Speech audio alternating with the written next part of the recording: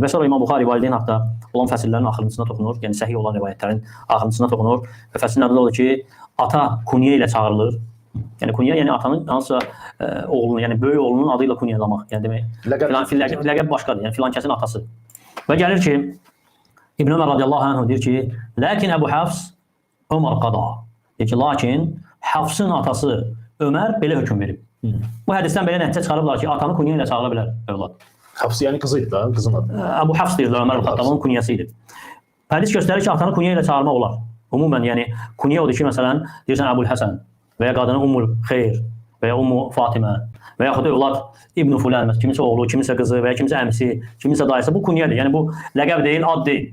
Yəni onlarla bir yerdə də yazıla bilər, onlardan ayrı da yazıla bilər. Və Abdullah ibn Ömər deyir ki, bu rivayətdə, lakin Əbu Hafs Ömər belə hökm verib. Yəni atasını və bu hədis, yəni bu əsər göstərir ki, İbn Ömərin feili dəlildir ki, ataya kunya ilə çağırmaq olar. Kunyası ilə çağırmaq olar. Və bəzi rivayətlərdə gəlib ki, Abdullah ibn Ömər atası üçün deyirdi ki, atam Ömər Xattab, atam mənə danışdı. Allah Taala bizi eşidib faydalardan etsin. Allah Taala bizi valideynlərimizin qayğısına qalan bəndələrdən etsin. Onlar vəfat edəndən sonra onlar üçün dua edə bilən və duası qəbul olan bəndələrdən etsin. Aqulu ma tasma'un və estəğfirullah li və lakum və lisa'il muslimin kullidən fəstəğfiruhu innəhu ğafurur rahim.